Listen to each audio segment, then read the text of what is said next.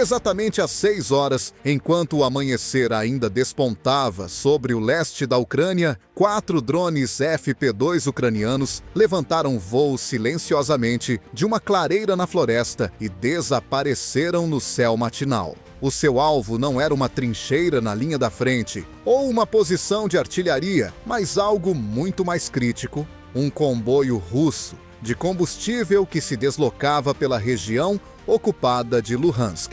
O que se seguiu nos 40 minutos seguintes não foi apenas um ataque, mas uma demonstração vívida de como a guerra moderna se tornou uma competição implacável de sinais, algoritmos e segundos.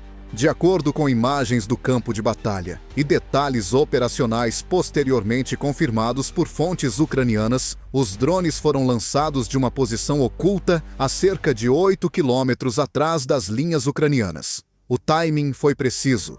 O comboio de combustível estava programado para chegar ao depósito de Dovzhansk às 0650.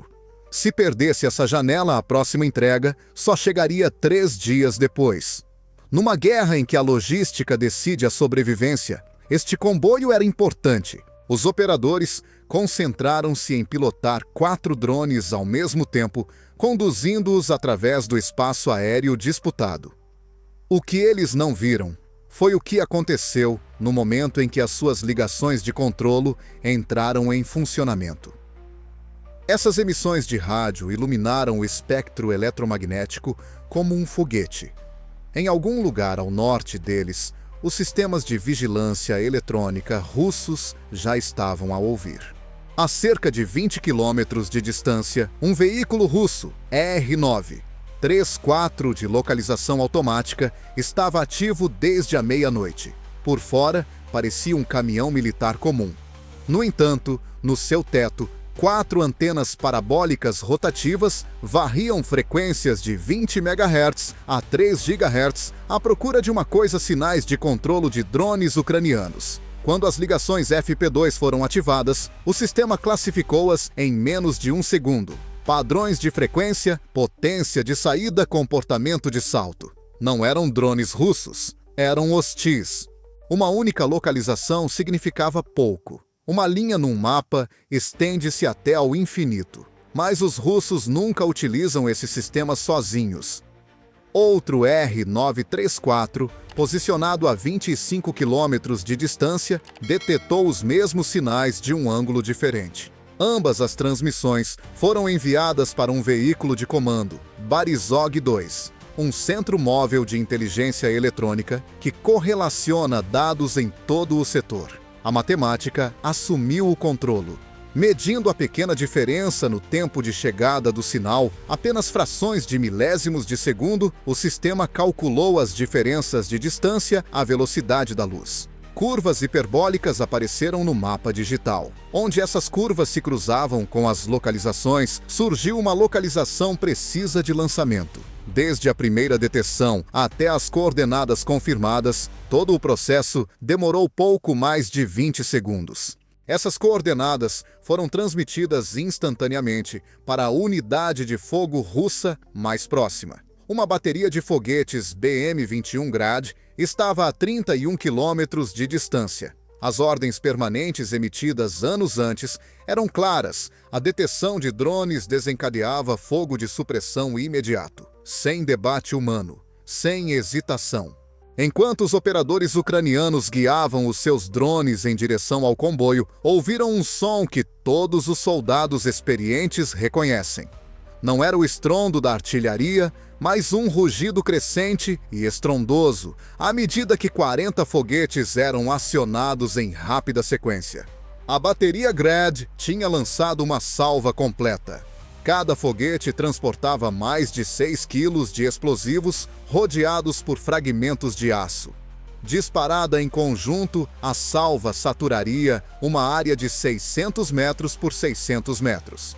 O local de lançamento ucraniano ficava diretamente no centro dessa grelha. O tempo até ao impacto era de 1 minuto. Os operadores enfrentavam uma escolha impossível: cortar o controlo imediatamente e os drones perderiam a orientação, voltando ao espaço aéreo amigo e expondo a missão. Se continuassem nos controles, arriscavam ser eliminados da floresta em segundos. Precisavam de apenas mais 20 segundos. 20 segundos para chegar ao ponto de transferência onde os drones poderiam mudar para navegação autônoma. A contagem regressiva tornou-se visceral. 15 segundos. O assobio dos foguetes que se aproximavam ficava mais alto, não um único tom, mas um acorde de aço se aproximando. 10 segundos. 5. No último momento possível, o líder da equipa arrancou o cabo de alimentação da unidade de controlo. Ambos os operadores mergulharam no veículo enquanto o motor rugia. A floresta atrás deles explodiu. Os foguetes atravessaram a quadrícula numa onda contínua de fogo e pressão. A onda de choque atingiu o veículo a 200 metros de distância, com fragmentos a perfurar o metal, mas eles continuaram a avançar. Tinham sobrevivido por segundos. Atrás deles, invisíveis e intactos, 4 drones FP2 continuavam a sudeste, agora voando autonomamente em direção a Dovzhansk. Os operadores estavam vivos, mas a missão estava longe de terminar. À frente estavam as defesas aéreas russas, os sistemas de guerra eletrônica e uma janela de tempo cada vez mais estreita. O comboio de combustível ainda estava em movimento, e cada quilômetro o aproximava da segurança. O que aconteceria a seguir determinaria se este ataque ousado se tornaria uma nota de rodapé ou um golpe devastador para a rede logística da Rússia. À medida que os 4 drones FP2 avançavam mais profundamente no território ocupado, o campo de batalha mudou de artilharia e foguetes para radares e algoritmos. Os operadores ucranianos estavam agora fora do circuito. A navegação autônoma assumiu o controle, guiando os drones ao longo de pontos de referência pré-programados em direção ao corredor ferroviário que alimentava o depósito de Dovzhansk. Mas autonomia não significava invisibilidade. Cada quilômetro avançado empurrava os drones para camadas de defesa aérea russa projetadas especificamente para impedir exatamente esse tipo de ataque. O primeiro grande obstáculo aguardava perto de Starobilsk, onde uma bateria de defesa aérea russa, Tor-M2, estava posicionada em terreno elevado com vista para o vale circundante. De acordo com avaliações ucranianas e análises de fontes abertas, o sistema já tinha detetado os drones quando estes cruzaram o seu envelope de engajamento a cerca de 38 quilômetros. A partir da sua posição no topo da colina, o radar do Tor desfrutava de uma linha de visão quase perfeita sobre o terreno. O sistema de radar do Tor parece girar, mas na realidade usa uma matriz faseada. Em vez de girar mecanicamente, ele direciona seu feixe eletronicamente, varrendo o céu várias vezes por segundo. Em teoria, ele pode rastrear até 48 alvos simultaneamente. Na prática, há uma limitação crítica. Rastrear não é o mesmo que engajar. Para guiar mísseis, o Tor conta com um radar de controle de fogo separado, que pode iluminar apenas 4 alvos ao mesmo tempo. Os estrategas ucranianos conheciam bem essa fraqueza. Quando a bateria do Tor se fixou, os 4 drones aproximaram-se numa formação deliberadamente desequilibrada. Um voava alto estável e em linha reta, a cerca de 2.000 metros, apresentando um retorno de radar claro e óbvio. Um segundo permaneceu a uma altitude média de cerca de 500 metros, zigue-zagueando apenas o suficiente para complicar o rastreamento. Os 2 restantes voavam rente ao terreno, a apenas 200 metros, usando cada dobra da paisagem como cobertura. O operador do radar percebeu o padrão imediatamente.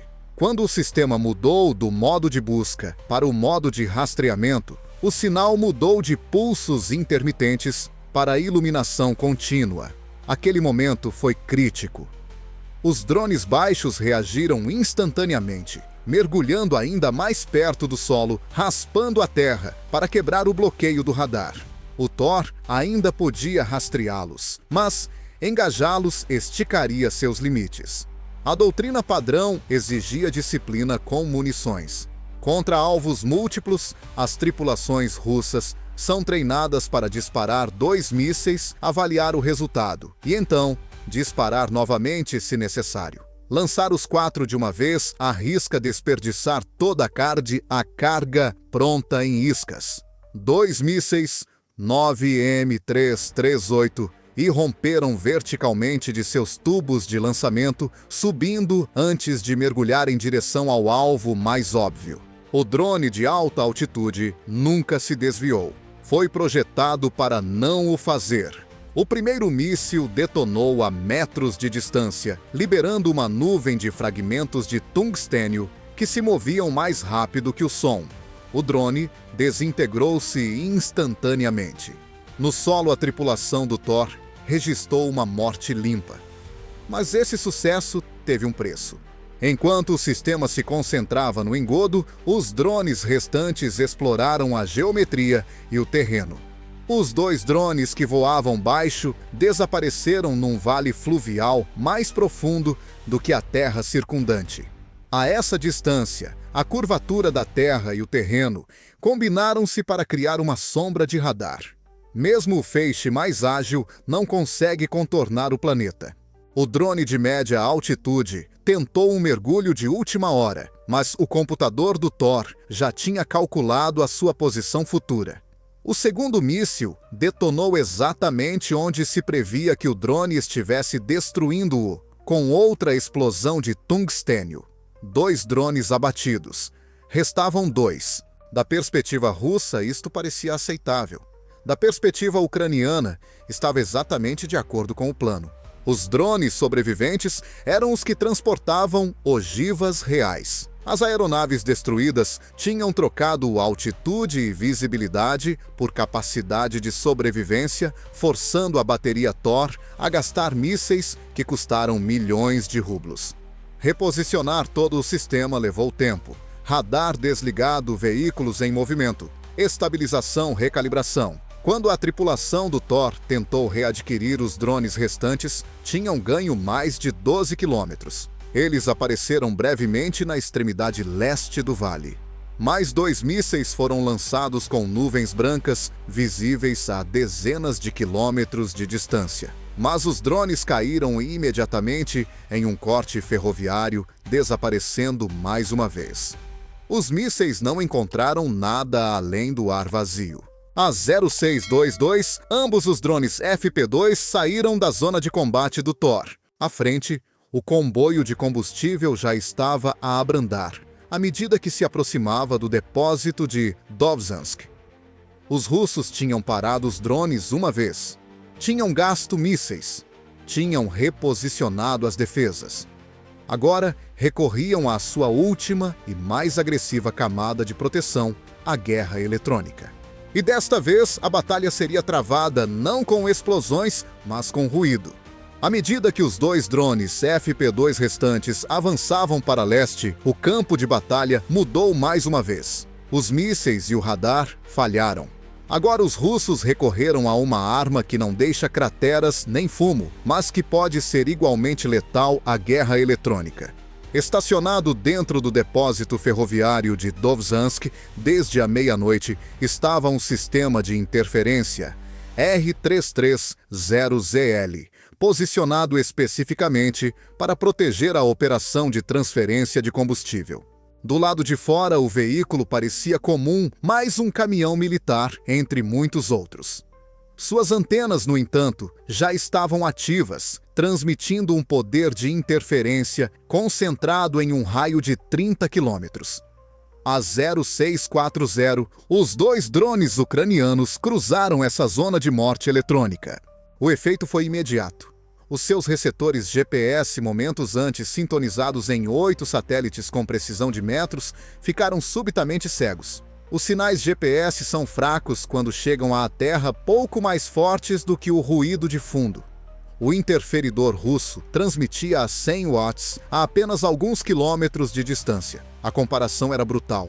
Tentar ouvir um satélite através dessa interferência era como tentar ver uma vela na Lua, enquanto um holofote brilhava diretamente nos seus olhos. Os drones mudaram automaticamente para navegação inercial. Giroscópios e acelerômetros tentaram manter o curso com base na sua última posição conhecida. Mas os sistemas inerciais desviam-se. Cada minuto introduzia um erro. 10 metros, 20, 50. O suficiente para perder completamente um alvo crítico. A 180 quilômetros de distância, os operadores ucranianos assistiram à degradação das imagens de vídeo em tempo real. A taxa de fotogramas caiu de 30 fotogramas por segundo para 10, depois para 5. A resolução caiu de alta definição nítida para imagens instáveis e pixeladas. A estática inundou o ecrã. No entanto, a ligação não foi perdida. As antenas direcionais do FP2 estavam apontadas diretamente para os seus controladores, proporcionando um ganho de sinal significativo. Mesmo com a maioria dos pacotes de dados perdidos devido à interferência, o suficiente passou para manter o controle. Era quase inutilizável, mas era o suficiente. O primeiro operador enfrentou 3 problemas ao mesmo tempo.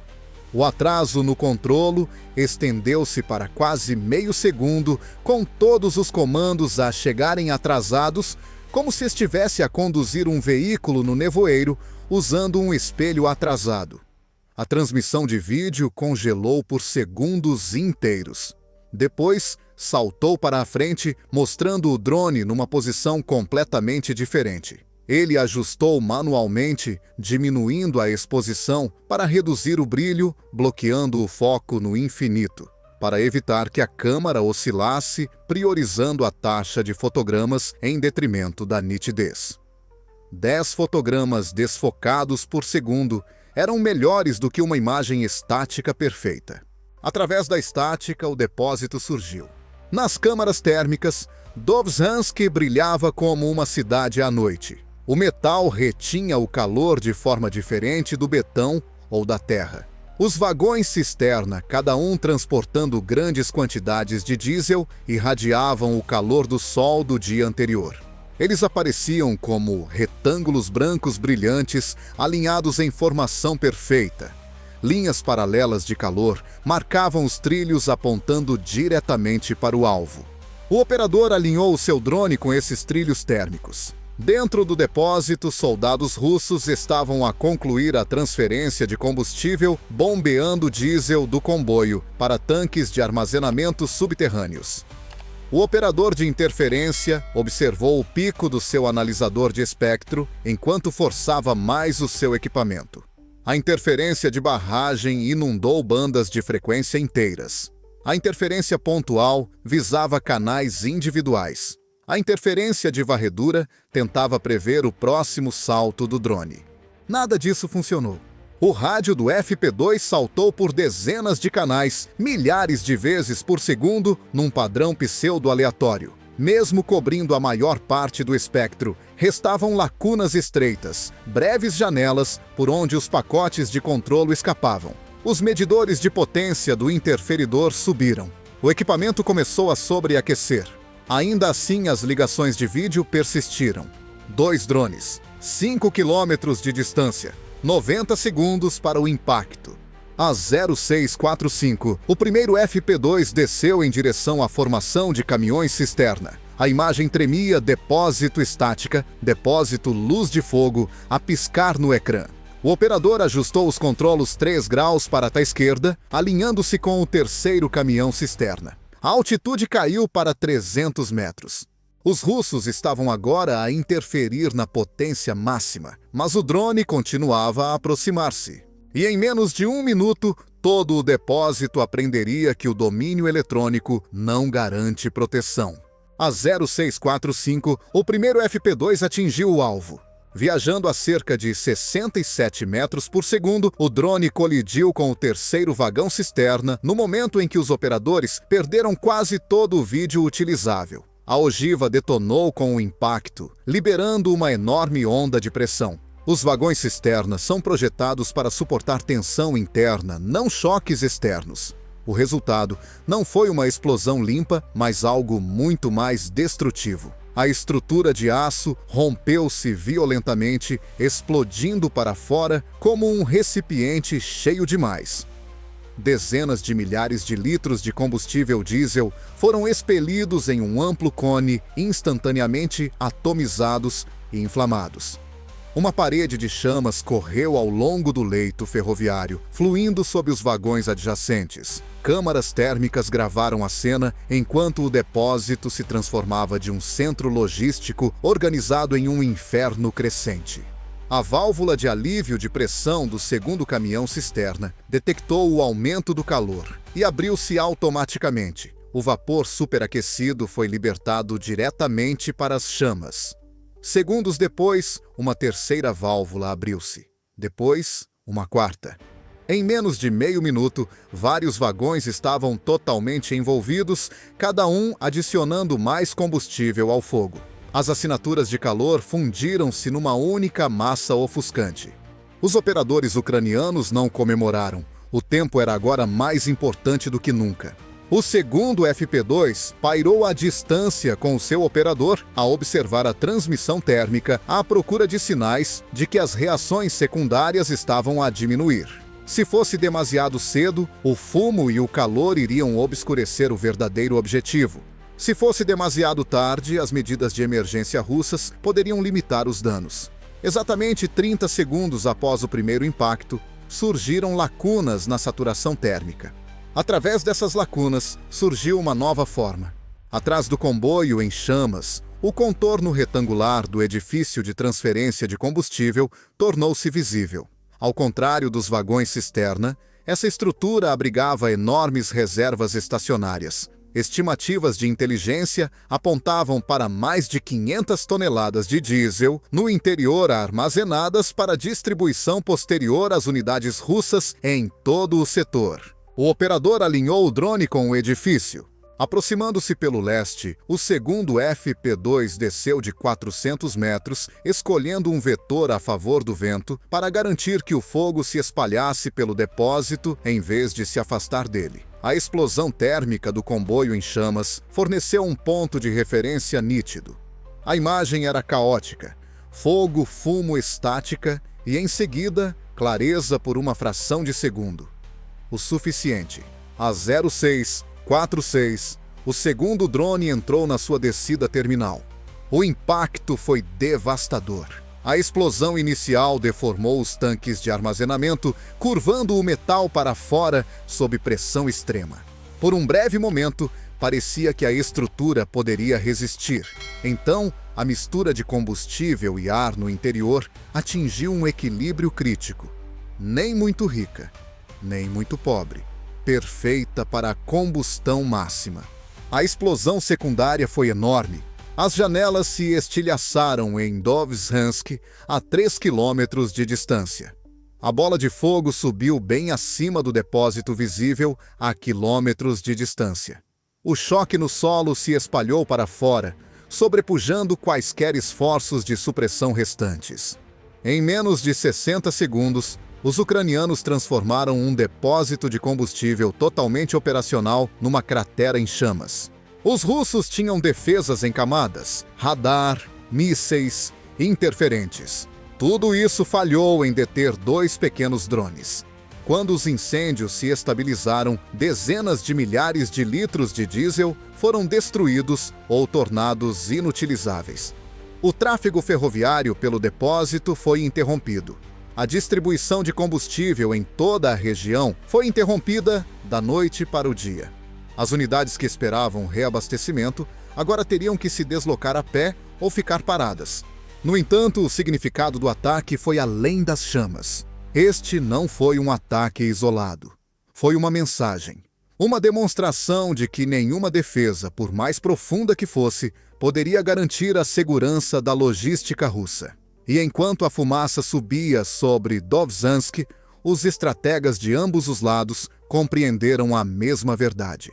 A guerra acabara de entrar em outra fase. Quando o amanhecer se instalou sobre Dovzhansk, o verdadeiro impacto do ataque começou a emergir. O que levou menos de 2 minutos no ar ecoaria pelo campo de batalha durante dias. Equipas de emergência russas correram para o depósito, mas a escala do incêndio rapidamente as sobrepujou. O diesel em chamas escorria pelos canais de drenagem e pelos leitos ferroviários, reacendendo incêndios secundários, onde quer que se acumulasse. Os sistemas de supressão de incêndios eram ineficazes contra aquele volume de combustível. O depósito estava efetivamente perdido. Do ponto de vista logístico, os danos foram graves. Cada vagão-cisterna transportava cerca de 60 toneladas de diesel combustível destinado a abastecer veículos blindados, geradores e unidades de artilharia que operavam em toda a região ocupada de Luhansk. Com vários vagões destruídos e as instalações de armazenamento inutilizadas, milhares de toneladas de combustível desapareceram numa única manhã. O tráfego ferroviário, através do centro, foi suspenso indefinidamente, enquanto os engenheiros avaliavam os danos estruturais nas vias bombas e tanques subterrâneos. De acordo com analistas militares ucranianos, o momento foi tão importante quanto a destruição em si. O comboio já tinha passado pelo último grande entroncamento. Não havia rotas alternativas fáceis. Substituir o combustível perdido exigiria redirecionar o tráfego ferroviário por centenas de quilômetros, expondo comboios adicionais a novos ataques. O que parecia ser um único ataque bem-sucedido, rapidamente se multiplicou em um problema logístico em cascata. As respostas russas seguiram padrões familiares. Unidades de defesa aérea receberam ordens para se reposicionar. Os recursos de guerra eletrônica aumentaram as patrulhas ao longo dos corredores ferroviários. Sistemas Tor adicionais foram supostamente movidos para mais perto de depósitos importantes, reforçando a cobertura, mas também esticando os recursos limitados. Cada nova medida defensiva teve um custo, forçando concessões em outras partes da frente. Para a Ucrânia, o ataque validou uma estratégia que vinha sendo desenvolvida discretamente há meses. Em vez de se concentrarem exclusivamente nos combates na linha de frente, os planejadores passaram a visar cada vez mais os sistemas que mantinham essas frentes ativas. Combustível, munição e nós de transporte tornaram-se alvos prioritários. O objetivo não era espetáculo, mas paralisia. Especialistas em defesa ocidentais observaram que a operação refletia um alto nível de integração. Inteligência, consciência de guerra eletrônica, design de drones e planejamento tático convergiram em uma única missão. Iscas forçaram o gasto de mísseis. O terreno explorou as limitações do radar. Os sistemas de comunicação foram construídos para sobreviver a interferências intensas. Nada disso foi acidental. O impacto psicológico também foi importante. As tripulações russas fizeram muitas coisas certas. Elas detectaram o lançamento, dispararam rapidamente, interferiram agressivamente. No entanto, o ataque ainda assim foi bem sucedido. Essa realidade espalha dúvidas. Se um depósito fortemente defendido pôde ser atingido, o que mais era vulnerável, imagens do comboio em chamas circularam rapidamente online, analisadas quadro a quadro por observadores militares. Alguns se concentraram nos detalhes técnicos, outros nas implicações mais amplas. A conclusão era difícil de ignorar. Sistemas baratos e descartáveis, mais uma vez, neutralizaram defesas que valiam muitas vezes o seu custo. Dentro das unidades russas que dependiam desse combustível, os efeitos foram imediatos. Os veículos ficaram parados. O movimento diminuiu. Os comandantes foram forçados a priorizar quais formações receberiam o pouco combustível que restava. Na guerra moderna, o impulso é frágil. A logística é a sua espinha dorsal. No meio da manhã, a coluna de fumo sobre Dovzhansk ainda era visível. O depósito não era mais um centro de abastecimento. Era um aviso. E à medida que os analistas avaliavam os danos, uma questão mais profunda surgiu. Se isso era possível aqui, sob forte defesa, o que impediria ataques semelhantes em outros lugares, a resposta cada vez mais parecia ser nada. À medida que a noite caía sobre Dovzhansk, as chamas finalmente começaram a diminuir, mas as consequências do ataque estavam apenas começando a se revelar. O que queimou naquela manhã não foi simplesmente combustível diesel ou vagões de aço. O que queimou foi uma suposição fundamental que moldou a logística russa desde os estágios iniciais da guerra, que apenas a profundidade proporcionava segurança. Durante anos, os depósitos de combustível e os centros ferroviários distantes da frente de batalha foram tratados como ativos seguros, protegidos pela distância, em vez de uma defesa constante. O ataque FP2 destruiu essa ilusão. Mesmo com defesas aéreas em camadas, sistemas de guerra eletrônica e protocolos de resposta rápida, o depósito foi destruído em minutos. A mensagem era inequívoca. Os campos de batalha modernos já não respeitam as áreas de retaguarda. Os comandantes russos se enfrentavam agora uma equação impossível.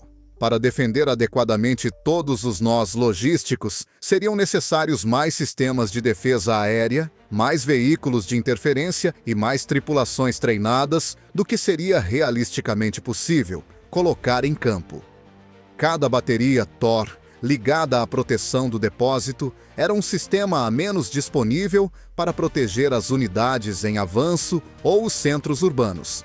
Cada interferidor concentrado em torno da infraestrutura ferroviária deixava outros setores expostos. O mapa defensivo tornou-se um jogo de soma zero. Ao mesmo tempo, o desequilíbrio econômico era gritante. Mísseis que custam centenas de milhares de dólares foram gastos para destruir drones que valem uma fração desse preço. Os bloqueadores funcionavam na potência máxima, sobreaquecendo o equipamento e esgotando a energia, mas ainda assim não conseguiam quebrar completamente as ligações de controlo. Os defensores pagaram caro, enquanto os atacantes perderam apenas o que tinham planeado perder. Para a Ucrânia, a operação reforçou uma doutrina estratégica que vinha evoluindo de forma silenciosa, mas decisiva. A vitória não viria apenas de ataques frontais ou ganhos territoriais medidos em quilômetros. Ela viria da interrupção dos sistemas que tornam possível o combate sustentado. Combustível, munição, comunicações e transporte não são alvos secundários. Eles são a guerra. Analistas militares observaram que o ataque também demonstrou uma compreensão sofisticada da tomada de decisões russa sob pressão. Iscas foram usadas não apenas para atrair fogo, mas para moldar respostas. O terreno foi explorado não apenas para ocultação, mas para forçar atrasos no reposicionamento. A guerra eletrônica foi antecipada, absorvida e parcialmente neutralizada por meio de redundância e design. Não foi improvisação, foi método. O impacto psicológico se espalhou. As tripulações russas que seguiram o procedimento e reagiram rapidamente, ainda assim, viram a missão ser bem-sucedida. Isso gera dúvidas. Se todas as ações corretas ainda levam ao fracasso, a confiança se deteriora. Os oficiais de logística começam a questionar os cronogramas. Os comandantes hesitam antes de mover suprimentos. Cada atraso se agrava em toda a frente.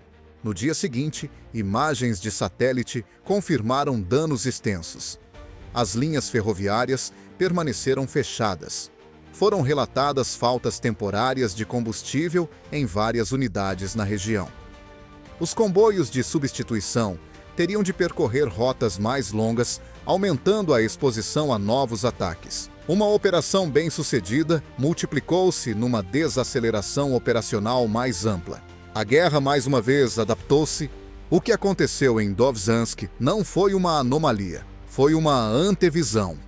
À medida que a tecnologia dos drones avança, a coordenação melhora e as lições são aplicadas em todo o campo de batalha, ataques semelhantes tornam-se não apenas possíveis, mas inevitáveis. A questão já não é se os nós logísticos podem ser defendidos na perfeição. A questão é quanto de perturbação pode ser tolerado antes que as operações parem completamente. Na guerra moderna, o lado que controla o movimento controla o ritmo. E o lado que controla o ritmo molda o resultado. Os incêndios em Dovzhansk podem ter diminuído, mas o sinal que enviaram continua a arder intensamente em todo o conflito.